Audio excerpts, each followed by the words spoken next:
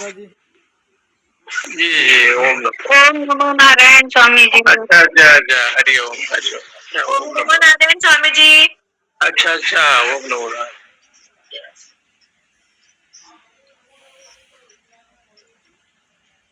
ओम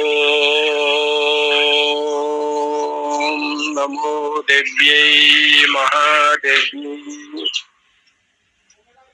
शिवाय सततं नमः।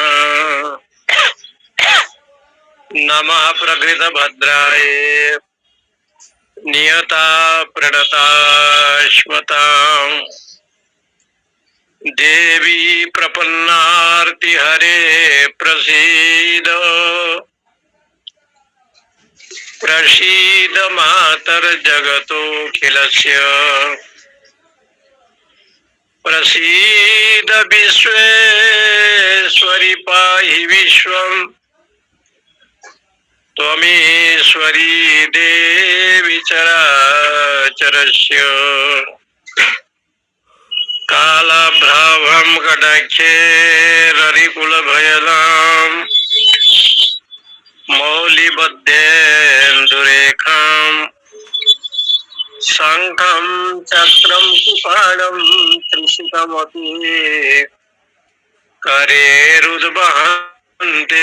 त्रिनेत्राम् सिंहस्कन्धाधिरूढाम् भगवतीं सिंहस्कंशूलं पाशसुदर्शने च ददतीं हस्ते प्रसन्नाननाम् सेवे महाकालिकाम् महालक्ष्मीं तं भजे। खड्गं चक्रगदेषु चापपरिघान् शूलं भुशुण्डिं शिरः शङ्खं सन्ददतिं करे स्त्रीनयनां सर्वाङ्गभू नीलास्मद्युतिमास्य पाददशकां सेवे महाकालिकाम् यामस्तुत्सविदे हरो कमलजो हन्तु मधुं कैशवम् शङ्करं शङ्कराचार्यं केशवं बादरायणम् सूत्रभाष्यकृतो वन्दे भगवन्तो पुनः पुनः। ईश्वरो गुरुरात्मेति मूर्तिभेद विभागिने व्योमवद्व्याप्तदेहाय दक्षिणामूर्तये नमः। ओम शांति शांति शांति। जय जय गिरिवर राज किशोरी जय महेश मुख चंद चकोरी जय गजवदन षडानन माता जगत जननी दामिनी दूती गाता देवी पूजी पद कमल तुम्हारे सुर नर मुनि सब ओहि सुखारे मंगल भवन अमंगल हारी उमा सहित जेहि जपत पुरारी। श्री राम जय राम श्री राम जय जय राम। प्रथमं शैलपुत्री च द्वितीयं ब्रह्मचारिणी तृतीयं चंद्रघंटेति उष्मांडेति चतुर्थकम्। शारदीय नवरात्रि क्रम में जगदम्बा भगवती जी का आज चतुर्थ दिवस है। साधना, आराधना, वंदना, उपासना, इसी क्रम में मातृशक्ति का जो आराधना है, वो उनसे बड़ा तपस्या अथवा साधना संसार में कोई नहीं है। देवाधीनम जगत सर्वम, एक ऐसे शास्त्रों में एक श्लोक है, दैवाधीनम जगत सर्वम, संपूर्ण ब्रह्मांड देवता के अधीन है। इंद्र, चंद्र, वरुण, कुबेर, जम, नैऋत्य, 33 कोटि देवता, ऐसे कोई प्रमादी नहीं है, आलसी नहीं है। सारे देवता अपने अपने कर्तव्य कर्म को करते हैं और ऐसे देवता हैं जिनको आजान देवता भी कहा गया है। उस आजान देवताओं में चाहे इंद्र हो, अग्नि हो, वायु हो, पृथ्वी हो, वरुण हो, ऐसे जो देवता वहां पर जब पूर्व काल में संसार परमात्मा ने बनाया, ये सब लोग प्रकट हुए हैं, जन्म लिए हैं। तो जो देवता है, जैसे विष्णु जी, महादेव जी, भगवान गणेश जी, सूर्य नारायण और शक्ति माता, ये जो पंच देवता है, पंच देवता की जो विषय है, इसलिए देवाधीनम अन्नाद भवन्ति भूतानि प्रजन्यादन्न संभव। भगवान ने कहा कि अन्न से भूत प्राणी का जन्म होता है, परंतु वो अन्न कहाँ से होता है? तो कहा देवान भावयता नेन ते देवा भावयन्तु वह परस्परम भावयन्तः श्रेयो परम वाप्स्यतः। देवता ये सब प्रदान करते हैं, इसलिए देवाधीनम जगत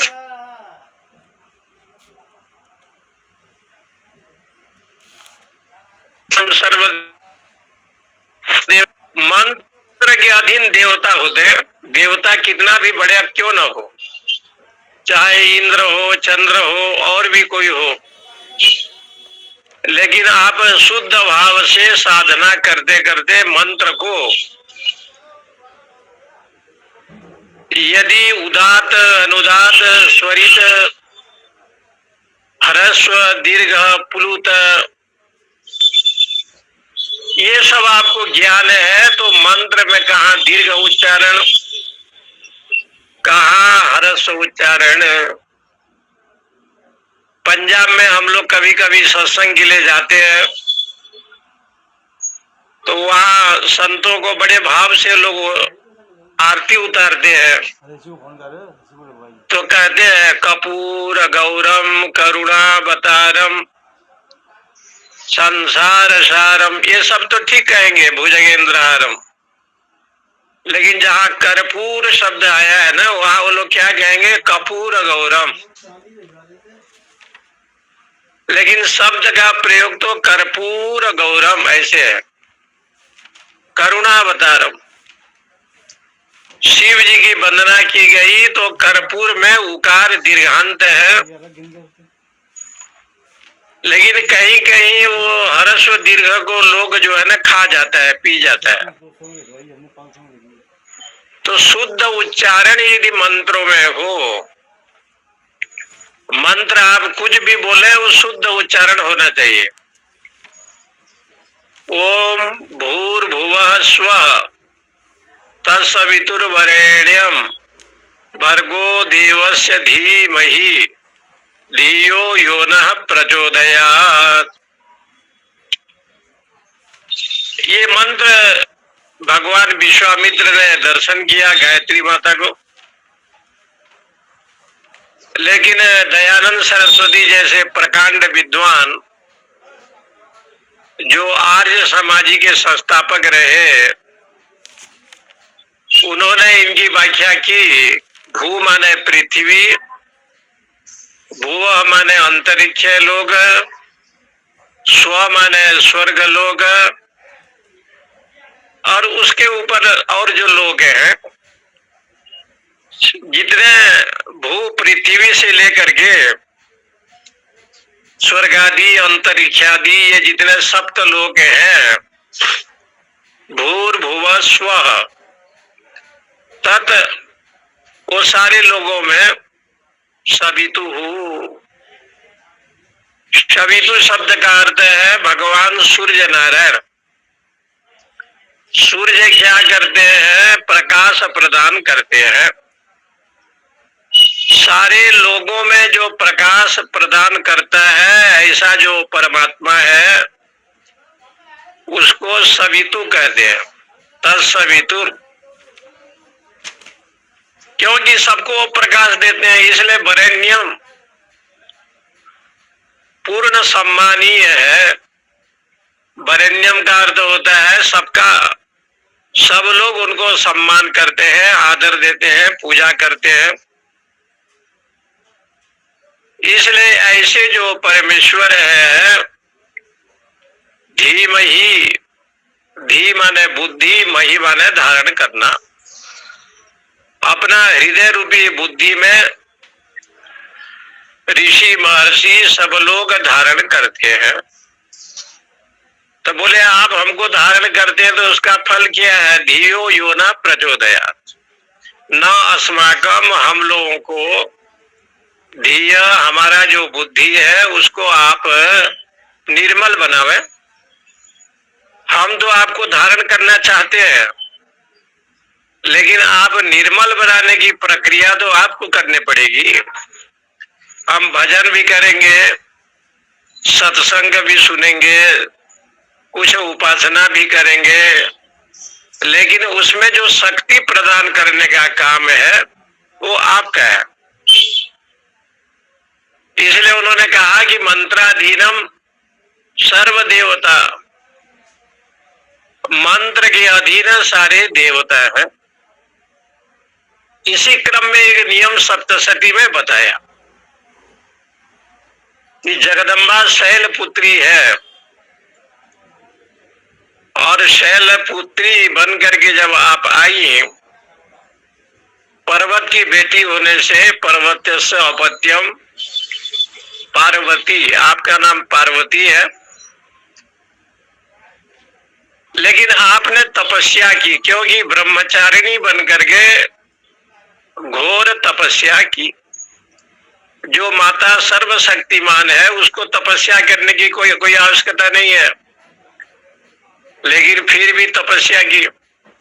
न मैं पार्थास्ति कर्तव्यम त्रिषु लोकेषु किंचनम, नान वाप्तव्यम वाप्तव्यम वर्त एव च कर्मणि, मुझे कुछ करने की जरूरत नहीं है, लेकिन मैं अपना विधि कर्म, कर्तव्य कर्म करता हूं। भगवान ने कहा न मैं पार्थास्ति कर्तव्यम, तीनों लोगों में जो आप्त काम होते हैं उनको विधि और निषेध से ऊपर होते हैं। विधि निषेध की व्यवस्था केवल जो त्रिगुण के अंदर होते हैं ना, इनको लागू होता है। इसलिए जो आप कल लोग जो पूछ रहे थे कि भगवान विष्णु के काम से मैल का जन्म हुआ और मधुकैटभ असुर हुए, 5000 वर्ष तक भगवान ने युद्ध किया, लेकिन शास्त्र ये कहता है कि परमात्मा का जो संकल्प है ना, वो सत्य संकल्प है।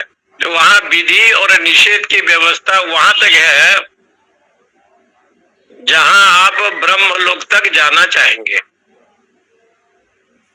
और विधि और निषेध की व्यवस्था, ये करना है ये नहीं करना है। शास्त्र का अधिकार तब तक रहता है जब तक वो त्रिगुण में रहता है, और त्रिगुण से ऊपर उठ गया हो तो शास्त्र उसके अधिकार में रहते हैं, ऐसे कहा गया है। शास्त्र उसको आदेश भी नहीं देते, उपदेश भी नहीं देते। वो विधि व्यवस्था को भी पार कर गया और निषेध तो है ही नहीं। इसलिए विधि और निषेध की व्याख्या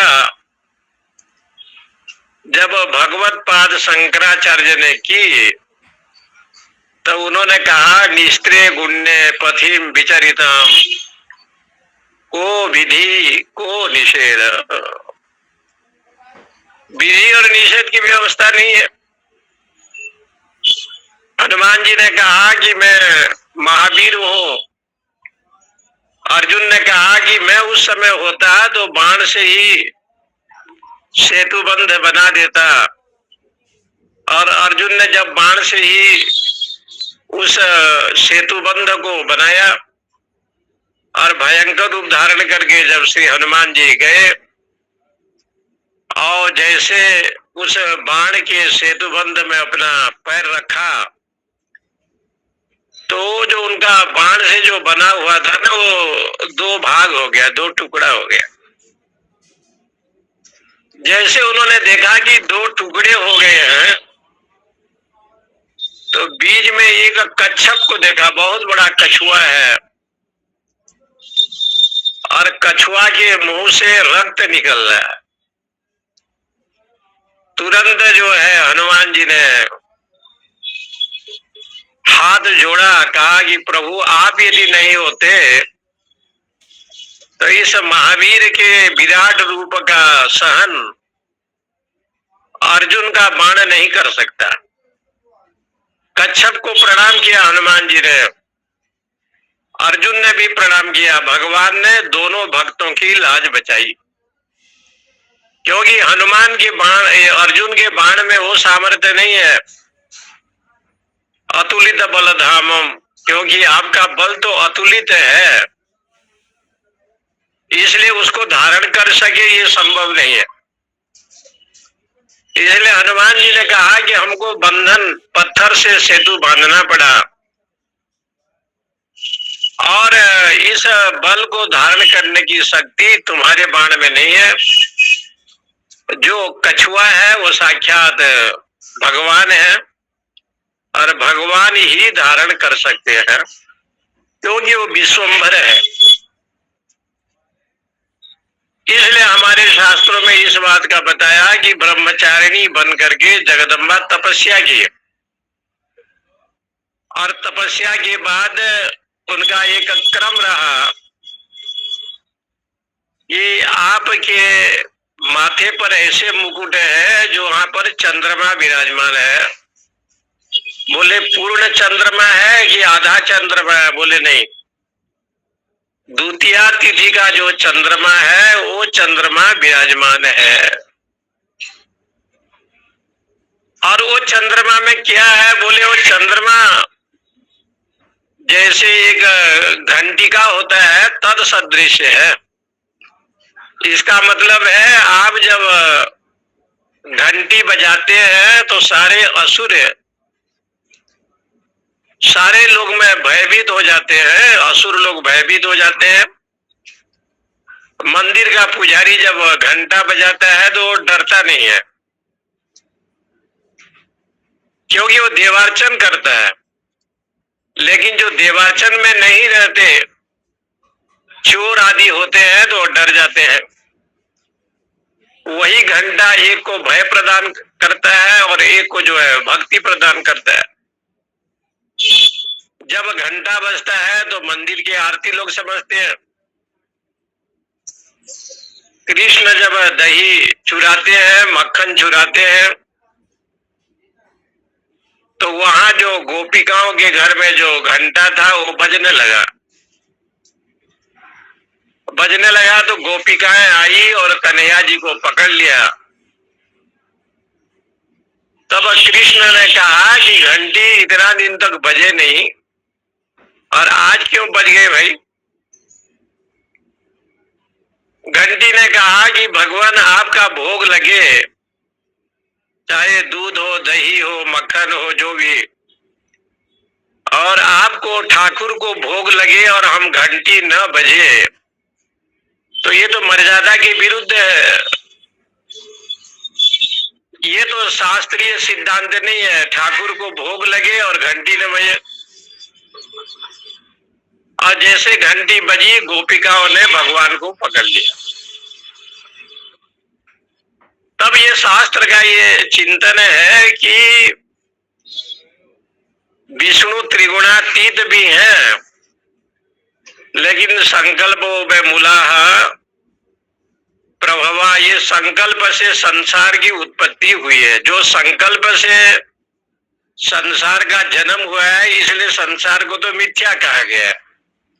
वेदांत में जो मिथ्या शब्द का प्रयोग आता है, कहीं भी कामना हो और कामना से जिसका जन्म होता है ना, वो मिथ्या ही होता है। उसका जन्म और मृत्यु, उसका नाश निश्चित है।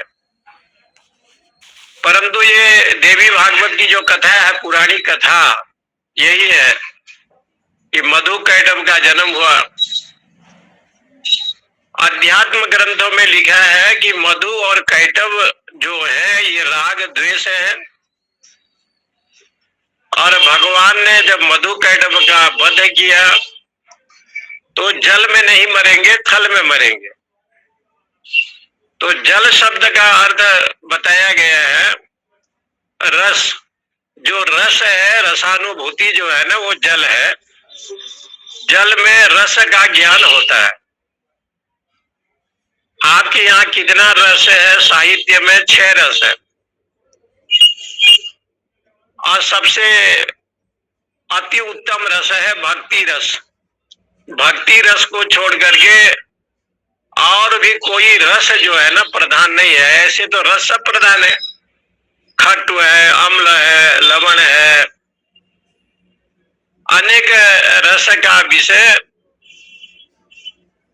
संगीतकारों ने जहां पर ये विषय बताया है, साहित्य दर्पण में सब निरूपण किया।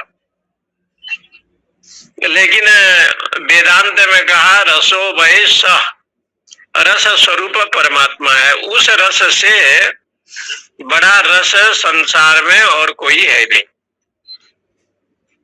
इसलिए एक अर्थ तो ऐसे समझो कि मधु और कैटभ जो राग द्वेष है, इसका नाश कैसे होता है? तो कहते हैं देहाभिमान गलिते। जब तक देह में अहम बुद्धि रहेगा, अभिमान रहेगा,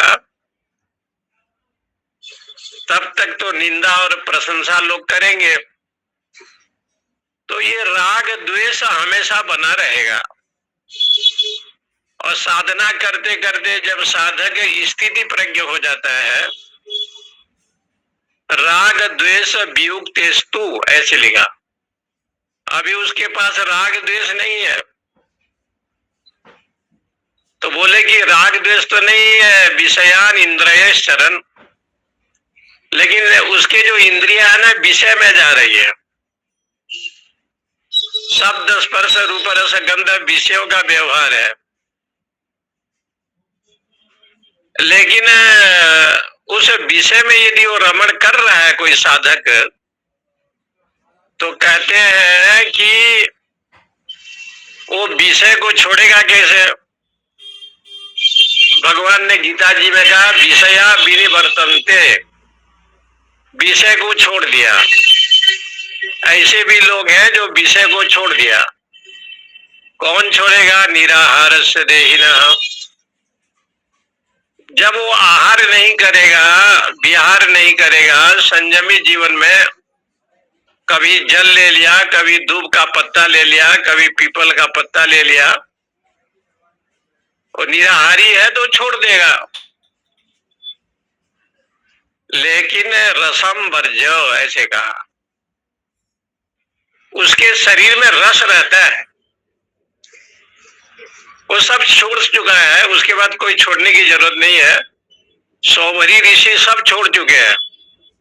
सौभरी ऋषि के मन में कोई विषय नहीं है, लेकिन मछली की क्रीड़ा को देख करके सौभरी के मन में विषय रसामृत आया।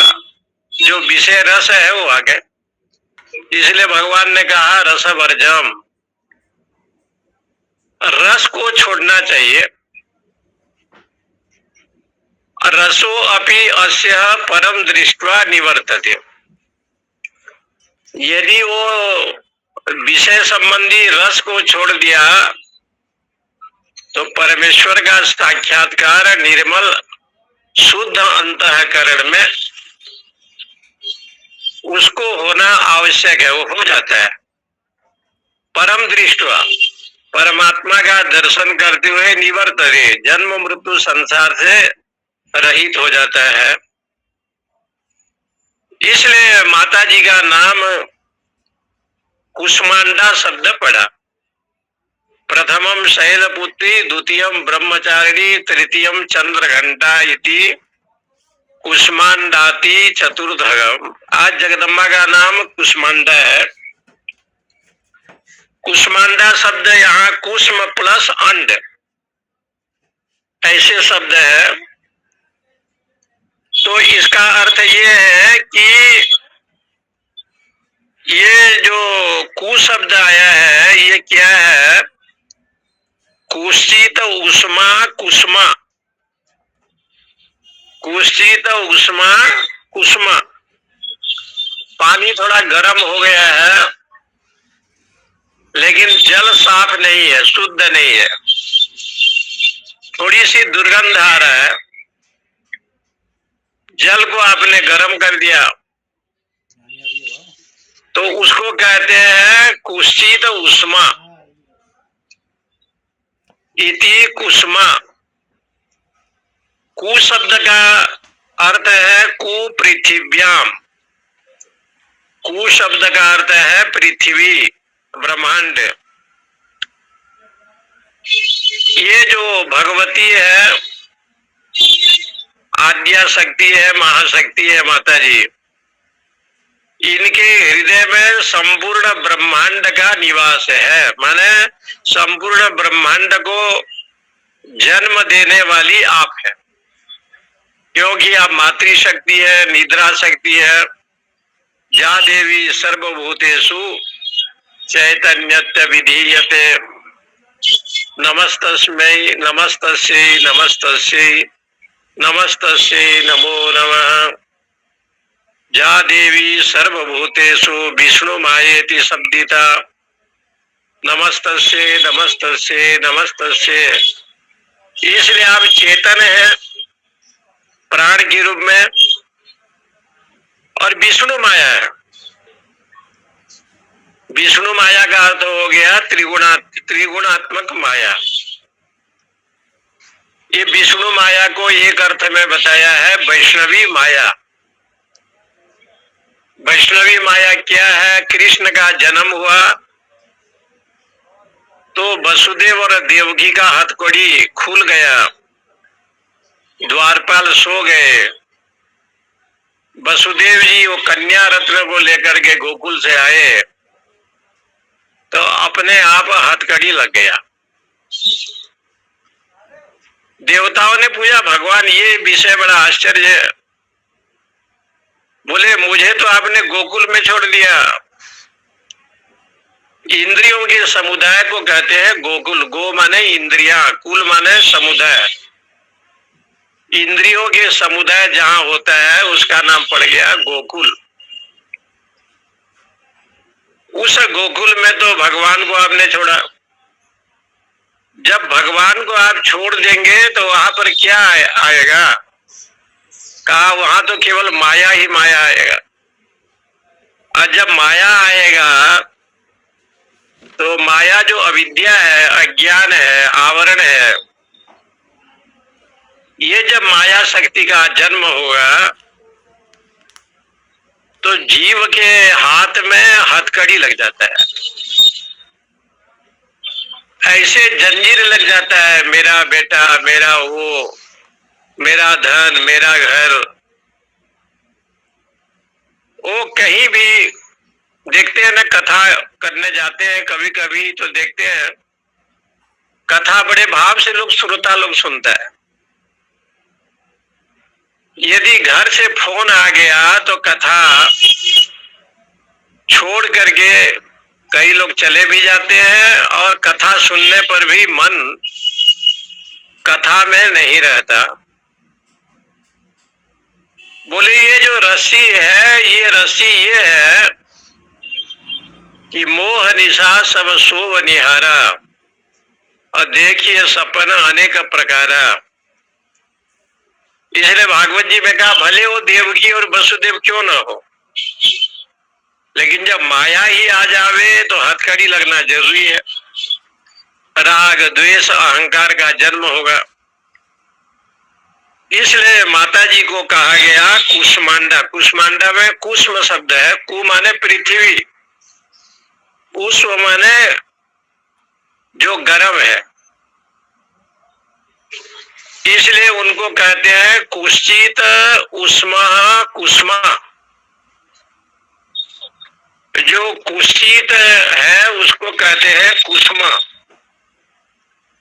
ऐसे जो कुष्मा है कुश्चित है। कुश्चित क्यों कहा कि यहाँ पर इच्छा द्वेष सुख दुख जन्म मृत्यु संताप ये सारा संसार में है, इसलिए संसार को कुश्चित कहा।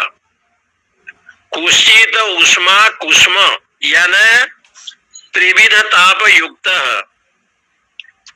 तीन ताप से जुड़ा हुआ है, संबंध है।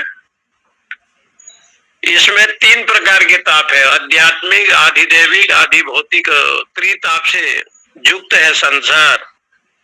इसलिए त्रिविधा ताप युक्त है संसार। स अंडे, वो तीनों ताप को लेकर के जो संसार है ना, इसका नाम हो गया ब्रह्मांड। अंड शब्द का अर्थ हो गया ब्रह्मांड। भगवती ब्रह्मांड को जब जन्म दिया तो बोले आपके गर्भ में ये ब्रह्मांड का उदय हुआ, आपके गर्भ में ब्रह्मांड है। विराट रूप में भगवान ने जब दर्शन दिया, अर्जुन ने सब कुछ देखा, विश्वे अश्विनो मरुत चोष्म पाश्च रुद्रादित्या सारे लोगों को देखा, लेकिन अर्जुन अपने को भी देखा। अर्जुन भगवान के विराट रूप में गर्भ में अर्जुन जब अर्जुन को देखा तो अर्जुन ने कहा हम यहाँ कहां से आ गए। तो कृष्ण भगवान ने समझाया अर्जुन तो भिन्न नहीं है, जीव जो है परमात्मा से भिन्न नहीं है। विराट के गर्भ में जीव भी है, जैसे यहाँ देवता लोग हैं, रुद्र मरुदगण हैं, वैसे अर्जुन तुम भी हो, क्योंकि तुम जीव हो और जीव अर्जुन है और वो भी गर्भ में है। इसलिए जिस संसार की रचना परमात्मा ने की, उसकी जो माया शक्ति है, ये संसार को रचना की। इसलिए आपके शरीर में ये सारा ब्रह्मांड है, इसलिए आपका नाम पड़ गया त्रिविध ताप युक्त संसार स अंडे। मैंने इस ब्रह्मांड में क्या है तो कहते हैं मांस पेशी उदर रूपयाम यस्याह। इसमें क्या है, 7 धातु है संसार में। एक तो चमड़ा है मांस, एक तो नस नाड़ी है, एक मलमूत्र का द्वार है, और नाड़ी भी अनर्गल है, मांस पेशी है। ये जितने ये सप्त धातु है, ये सप्त धातु से एक शरीर बना हुआ है, और इसके अंदर ये ब्रह्मांड है। यत्र यत्र मनो याति तत्र तत्र समाधि। शंकराचार्य भगवान ने कहा जहां जहां मन जाएगा वहां जो है इस मन भगवान में लग जाए ब्रह्म विद्या में तो उसकी समाधि हो जाती है। लेकिन मलमूत्र शरीर में दुर्गंध में यदि लगे तो त्रिविध ताप को जन्म देता है। इसलिए ये संपूर्ण ब्रह्मांड के रचयिता आप हैं, एक अर्थ ये है। दूसरा अर्थ है जो कुष्मांड शब्द है, कुष्म प्लस अंड, ये संसार को कुष्ठित कहा गया है। कुष्ठित शब्द का प्रयोग इसलिए किया गया, सावित्री यमराज के साथ जाते जाते जमलोक पहुंचने वाली थी और एक बहुत बड़ा नदी को देखा। जमराज ने कहा, सावित्री नदी को पार तो नहीं कर सकती, ये नदी का नाम है बैतरणी नदी। इस नदी को पार करना सबके बस की बात नहीं है। सावित्री जी ने, जिनके कृपा से उसका जन्म हुआ था, ऐसे जो सावित्री देवी है ब्रह्मा जी के पत्नी, उसको ध्यान किया और जैसे ध्यान किया तो बैतरणी नदी का जो पानी है ना वो सूख गया।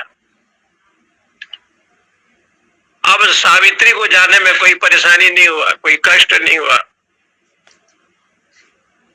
यमराज जी ने देखा पीछे तो सावित्री आ रही है, बोले बेटी कैसे आ गई, ये नदी को तो कोई पार नहीं कर सकता।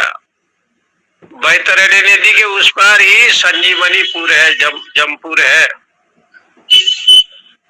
उसने कहा मैं आया सावित्री की कृपा से, भगवती की कृपा से। उन्होंने ही बैतरणी नदी को पार कराया। इसलिए शरणागति में ये नियम है कि जब शरणागति आप हो जाएंगे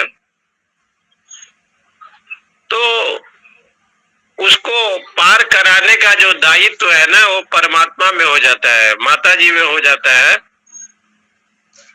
5 लोग गंगा जी के नाव में बैठे और नाव में बैठ करके बनारस में सवारी के रूप में जब नाव में बैठ करके घूमने लगे, घूमते घूमते 1 घंटा हो गया। उस समय ये लोगों ने सोचा कि सब घूम लिए, तो एक को पूछे कि नौका कहाँ पर चला गया। तो एक सज्जन ने कहा कि नौका में आप लोग बैठे हो, नौका ये दशाश्वमेध घाट पर है, जहां पर आप बैठे हो ना वहीं पर है। बोले चला नहीं गया। तो लोगों ने कहा कि भाई आप तो गांजा पी रखे हो, भांग, ये नौका चलाने से पहले रस्सी को खोलना पड़ता है और तुम लोग जो है रस्सी को खोले नहीं और नौका चला रहे हो, तो नौका इधर उधर हो रहा है, कहीं गया नहीं, क्योंकि आप लोग ने थोड़ा भांग पी रखा है। वो लोग बड़े पश्चाताप किया। ऐसे शरीर को नौका बताया है, इसमें जो रस्सी है रजोगुण तमोगुण बंधा हुआ है, इसको जब खोल देंगे तो नौका बढ़िया चलेगा। लेकिन व्यक्ति जो है ना भांग पिया हुआ है, मोह रूपी मदिरा का पान किया है, इस मदिरा को नाश कौन करेगा। तो देवी की आराधना में बताया एक फल होता है जो हम लोग के मठ में ज्यादा वो बनाते हैं, एक कद्दू की सब्जी ज्यादा चलता है। कहीं भी भंडारा होगा तो आश्रमों में कद्दू को ज्यादा लोग लाते हैं, कोहड़ा को। ये जो कद्दू है छोटे आकार का, इसको कहते हैं कुष्मांड। ये कुष्मांड का जो फल है माता जी को बलि दिया जाता है और वो बलि जो है ना भगवती ग्रहण करती है, इसलिए माता रानी का नाम पड़ गया कुष्मांडा देवी। ये जो कोहड़ा कद्दू है ना, इसकी बलि लोग देते हैं। सात्विक लोग जो है ना मांस में बलि नहीं देते, कोई पशु का बलि नहीं देते। रामकृष्ण परमहंस भी नवरात्रि में जब पूजा करते थे तो माता जी को नींबू देते थे, चढ़ाते थे, अथवा ये जो उस्मांड फल है कोहड़ा, यही कद्दू काट करके नवमी के दिन जो है ना पूजा की जाती है, क्योंकि अस्त्र शस्त्र की पूजा दुर्गा जी का होता है। इसलिए ये कहते हैं वो जो कद्दू है भगवती को बहुत प्रिय है। देहात अंचल में इसके बड़ी बनाया जाता है और बहुत स्वादिष्ट रहता है। उड़द मिला करके जो बनाते हैं वो भी तांत्रिक परंपरा में भोग लगाया जाता है। उड़द से बड़ी बनाता है, उसमें कुष्मांड देते हैं, कोहड़ा देते हैं। उड़ीसा में इसको कखारू बोलते हैं, कखारू उड़िया भाषा में। तो ये माता जी को ये फल देते हैं, तो कुष्मांड का तो एक अर्थ ये है, लेकिन दूसरा अर्थ यही है कि कुष्ठित अंड माने ब्रह्मांड, ये जो संसार है त्रिताप को जो नाश करे उसी का नाम है कुष्मांडो। इसलिए बार बार कहा जाता है जा देवी सर्वभूतेषु विद्या रूपेण संस्थिता नमस्तस्यै नमस्तस्यै नमस्तस्यै नमो नमः। विद्या समस्तास्तव देवी वेद स्त्रियः समस्ता सकला जगत्सु त्वयैकया पूरितम् एतत् काते स्तुति तव्य परा परोक्ति। इसलिए देवताओं ने माता जी की वंदना की। ये कथा शास्त्रों में जो है ना वर्णन आया है, विद्या समस्ता तव देवी वेदा, जितने भी विद्या है सब तो आप हैं, आप ही मातृशक्ति है। और जितने भी देवियां हैं सब आप ही हैं। इसलिए कहते हैं विद्या समस्ता स्तव देवी वेदा स्त्रिया समस्ता सकला जगत्सु। और जितने भी स्त्रियां हैं, नारियां हैं, सब तो आप ही हैं, आपको छोड़ करके अन्य कोई नहीं है। इसलिए इस बात को यहाँ वर्णन किया है। इसी का नाम कुष्मांडा है। कुष्ठित ब्रह्मांड को जो नाश करे, त्रिताप को शांत करे, उसको कहते हैं कुष्मांडा। अख्य स्रग परशुम गदे शुकुलिशम पद्मम धनुष्कुंडिकाम दंडम शक्तिमसी चर्म जलजम घंटासुरा भाजनम शूलम पाश सुदर्शने च ददतिम हस्ते प्रसन्नाननाम सेवे शैरिवम यह महालक्ष्मी सरोज स्थिताम। आगे भगवती का वर्णन किया गया है देवी भागवत में। एक धनु नाम का एक असुर हुआ। धनु नाम के एक असुर हुआ जिन्होंने तपस्या करके, बहुत बड़े पराक्रमी धनु था। उसके यहाँ दो बेटे हुए, एक का नाम है रंभ और एक का नाम है करम्भ। रंभ असुर, करम्भ असुर। रंभ भी प्रतापी था और करम्भ भी था। दोनों ने तपस्या पुनः प्रारंभ किया। करम्भ जो है तपस्या करने के लिए गया और एक नदी है, नदी का नाम है पंचनद। पंचनद नाम के नदी में नहाने के लिए गया तो इंद्र को पता चला कि वो पंचनद में डुबकी लगा रहा है। तो इंद्र बहुत बड़ा मगरमच्छ बन करके आए और करम्भ को पकड़ लिया और मार दिया। उसका भाई रंभ को जब पता चला तो बहुत दुखी हुआ और उस उसने जाकर के भगवान अग्नि की तपस्या की, कठिन तपस्या किया महिषासुर, ये रंभ ने। अग्नि भगवान जब प्रकट हुए तो उसी समय रंभ ने वरदान मांगा, मेरा जो पुत्र होगा महान बलवान होगा, देवता इत्यादि उसको कोई हरा नहीं पाएंगे, ब्रह्मा विष्णु शंकर भी उसको मार नहीं पाएंगे, वरदान दो। लेकिन उसने तो अच्छी तपस्या की, तो अग्नि भगवान ने प्रसन्न होकर के वरदान दिया है। और अग्नि ने कहा कि देखो रंभ, जब तपस्या करके तू जाएगा, जिसको तू देखेगा ना और तुम्हारे मन में विचार आ जाए कि ये बहुत सुंदर योग्य है, तो उसी से तेरा एक बेटा होगा। रंभ तपस्या करके गया, जाते जाते एक पर्वत में गुफा को देखा, वही बैठा, बहुत सुंदर झरना थे, और धीरे धीरे स्नान इत्यादि करके जब आने के मन में विचार कर रहा था तो एक महिषी को देखा। महिषी बहुत सुंदर था।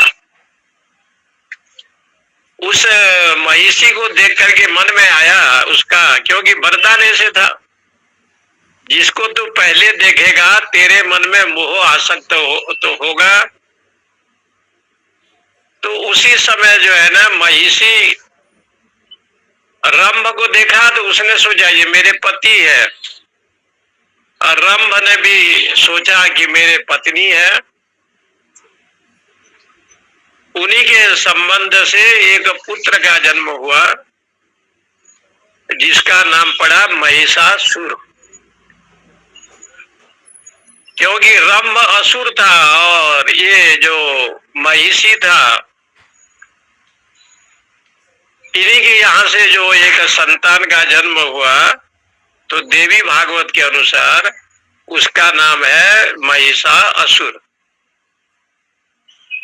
असुषु इंद्रियेषु विषयेषु रमन्ति, ये जे ते असुरा। असुर का लक्षण बताए। असु शब्द का अर्थ होता है प्राण। जो प्राण में रमण करता है उसको कहते हैं देवता। और असु शब्द का अर्थ होता है विषय। जो विषय भोग में ही रमण करे, जिनके लिए सब विषय भोग ही सब कुछ है, उसी को कहते हैं असुर। असुहु विषयेषु, विषयेषु शब्द का अर्थ करते हैं इंद्रियेषु। जे रमन्ते ते असुरा, जिनके दृष्टि में काम ही सब कुछ है, ऐसे शास्त्रों में बताया। धर्म अर्थ काम मोक्ष, धर्म जिसके लिए सब कुछ है वो तो देवता है, अर्थ और काम जिसके लिए सब कुछ है वो असुर है। लेकिन मोक्ष जिसके लिए सब कुछ है वो ज्ञानी है, क्योंकि वो मोक्ष को चाहता है, दूसरे को चाहता ही नहीं है। मोक्ष क्या है उसको वो जानना चाहता है जिज्ञासु भाव से। बंधन क्या है, मोक्ष क्या है, बद्धो ही को जो विषयानुरागी, कावा विमुक्ते विषय विरक्ति। इसलिए वो बंधन क्या है, मोक्ष क्या है, वो जानना चाहता है।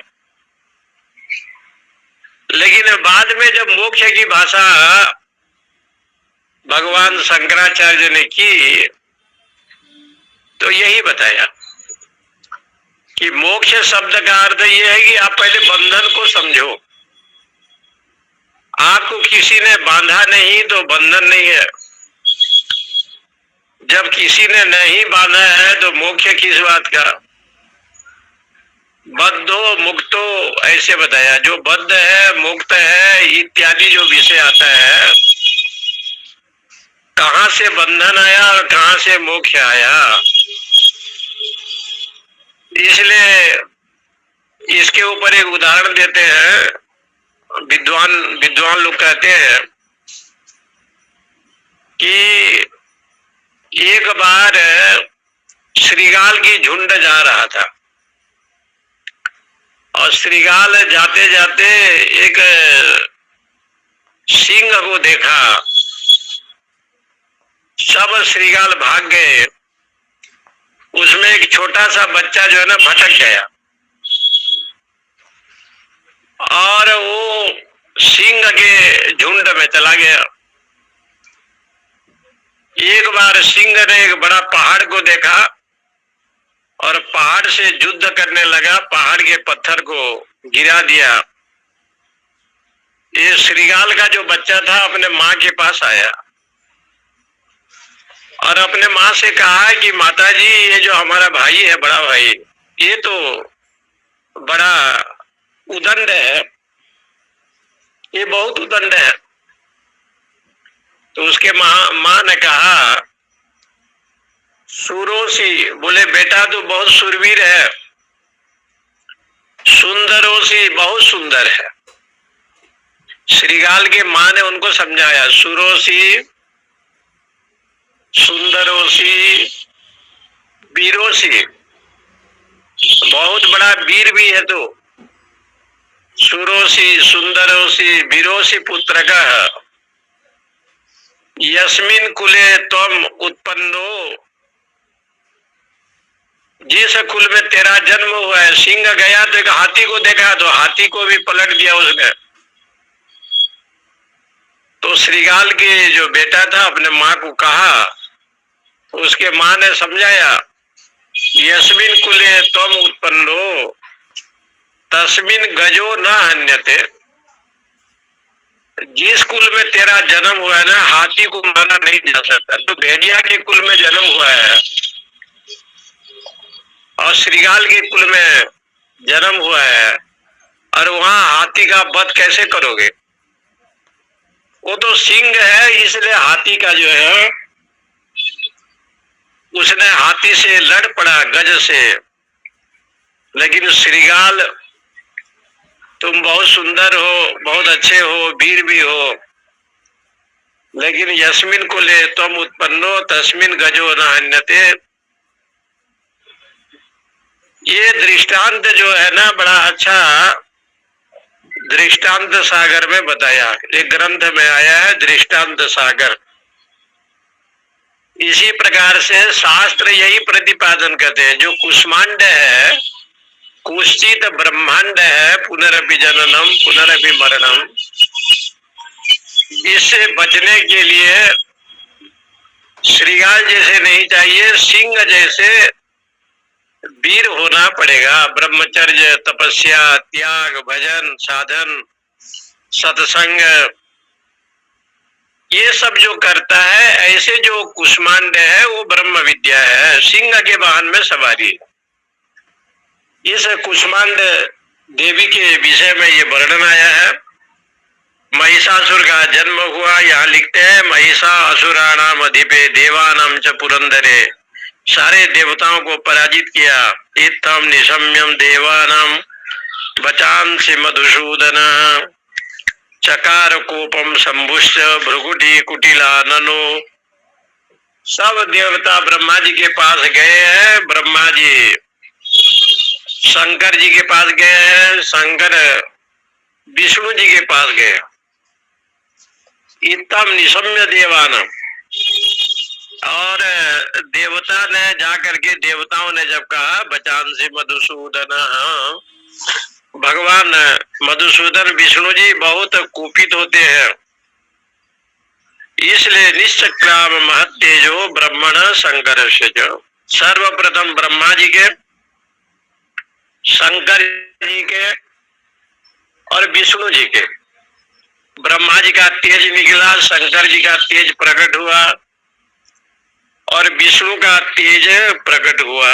निर्गतम सुमहत तेज तत्तेजसम समगच्छत, अतीव तेजसः कूटम ज्वलंतम इव पर्वतम, करोड़ों अग्नि के समान महान ज्वाला भयंकर रूप जो है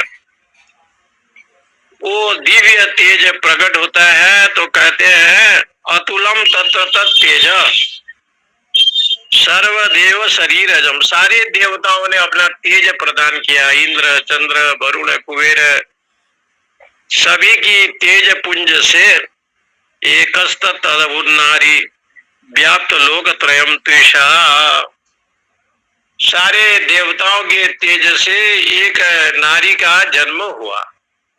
एकस्तम तद अभूत नारी व्याप्त लोक त्रयम त्रिषा, ऐसे भयंकर जो देवी का जो तेज है, ऐसे उस महान तेज से, सारे देवी देवताओं का तेज से एक नारी का जन्म हुआ। और उस नारी का जब जन्म हुआ तो यहाँ क्रम से सब बताया है। तो कहते हैं कि जब देवी जी का प्रागट्य हुआ तो उस समय यद भूत तेजस, ये कहते हैं तत्तेज तन्मुखम, शंभु के तेज से मुख बन गया। साम्येन च अभवद केसा बाहवो विष्णु तेजसा, विष्णु के तेज से जो है ना बाल बन गए। जो नारी शक्ति में जो उनका केस होता है वो बाल का ही जन्म हुआ विष्णु के तेज से। सौम्येन स्तनयो युग्मम मध्यम चंद्रेण चाभवद, और चंद्रमा के तेज से दोनों स्तन का निर्माण हुआ। वारुणेन च जंघोरु, और वरुण के तेज से जंघा का उत्पत्ति बताया है। नितंब तेजसा भुव ब्रह्मण तेजसा पादो, ब्रह्मा के तेज से पाद का जन्म हुआ, दोनों पैर का। तद अंगुलो अर्क तेजसा, अंगुली का जन्म हुआ सूर्य के तेज से। और वसुनाम च करांगुल्य, और वसु के तेज से हाथों की अंगुली हुआ। कुबेर के तेज से नासिका हुआ, नाक हो गया। इसलिए कहते हैं नयनम तीतम यज्ञ तथा पावक तेजसा। और उस देवी के जो दांत हुए प्रजापति के तेज से। माता जी का 3 नेत्र बताया है, वो अग्नि के तेज से प्रकट हुआ। नयनम त्रितयम यज्ञ तथा पावक तेजसा भ्रुवोज संधयोस तेज श्रवण अनिलस्य च, और वायु के तेज से ये भुएं का जन्म हुआ। और सारे देवताओं ने तेज पुंज प्रदान किया। और वो माता जी का जो शरीर है तथा समस्त देवानां तेजोराशि समुद्भवम ताम विलोक्य मुदम प्रापुर अमरा महिषार्दिता। इसलिए सब देवों ने मिलकर के जो तेज का जो प्रागट्य हुआ, शूलम शूलाद विनी कृष्यो, शंकर जी ने अपने शूल प्रदान किया, विष्णु जी ने चक्र प्रदान किया। संघम जो वरुणम शक्ति, वरुण ने अपने शक्ति प्रदान किया। दधो तस्य हुतासना, और अग्नि भगवान ने आग्नेय अस्त्र दिया। मारुतो दंतवांश्चाप बाण पूर्ण तथे खुदी, सारे देवताओं ने मिल करके माता जी को अपने अपने दिव्यास्त्र समर्पण किया। चूड़ामणि तथा दिव्यम, चूड़ामणि जो वलय होता है, कुंडले कटका निचो अर्धचंद्रम तथा शुभ्रम केवरान सर्वबाहुषु, ये सारे दिव्या आभूषण भगवती को दिया गया है। विश्वकर्मा ददोद से परशुम अति निर्मलम, विश्वकर्मा जी ने परशु को दिया। इसलिए अनेक प्रकार से यहाँ वर्णन है कि नागहारम ददोत से, पृथ्वी जी ने नागहार दिया। और सब देवता के पुंज से भगवती का जो है ना प्रागट्य हुआ, और यही भगवती का नाम पड़ गया दुर्गा। दुर्गा शब्द का अर्थ होता है दुखे न गम्यते प्राप्यते या सा भगवती ब्रह्म विद्या सा दुर्गा। ऐसे जो दुर्गा है, हिमाचल ने सिंह दिया, सिंह वाहन के सवारी पर आप हैं। ऐसे जो जगदम्बा है, जा देवी सर्वभूतेषु मातृरूपेण संस्थिता, नमस्तस्यै नमस्तस्यै नमस्तस्यै नमो नमः। इसलिए देवी जी की वंदना की गई। और बाद में जो देवी जी का अपराध है, जो क्षमा याचना है, वहां पर बताया गया मृडानी रुद्राणी भव भव भवानी जपत नाराधिता विविधो विविधोपचारे। इसलिए उन्होंने कहा कि मैं आपका बंधन तो नहीं कर सकता, लेकिन आपका नाम जप कर सकता हूँ। मृडानी रुद्राणी शिवानी भवानी, इस प्रकार से देवी जी का प्रादुर्भाव होता है। और माता रानी प्रकट होती है, सारे देवताओं का पुंज, सारे देवताओं ने वंदन किया। इसलिए श्लोक है नीलास्म द्युतिमास्य पाद दशका। नीलास्म माने नील पत्थर के समान, पाद दशकाम आपके चरण है जिसकी वर्णना तो कोई कर नहीं सकता। सेवे महाकालिकाम यामस्तुत स्वपिते हरो कमल, जो आपके चरणों में हम वंदन करते हैं। और मधु कैटभ को मारने की शक्ति भी माता जी ने दी। मधु कैटभ के मन में मोह हुआ, तब भगवान विष्णु को उन्होंने कहा कि वरदान मांगो। भगवान ने वरदान मांगी है, और उस समय मधु कैटभ का वध जंघे में भगवान ने किया है। इसलिए नाम पड़ गया मेदिनी। ये भूमि का नाम है मेदिनी, ऐसे कथा है। फिर आगे ओम पूर्णमदः पूर्णमिदं पूर्णात् पूर्णमुदच्यते पूर्णस्य पूर्णमादाय पूर्णमेवावशिष्यते। ओम शांति शांति शांति। हरि ओम। स्वामी जी। ओम नमो नारायण। प्रणाम स्वामी जी। प्रणाम स्वामी जी। अच्छा, जय ओम नारायण नारायण। ओम नमो प्रणाम नारायण। हरि ओम। प्रणाम स्वामी जी। हरि ओम। हरिओम स्वामी जी। सादर प्रणाम। जी जी।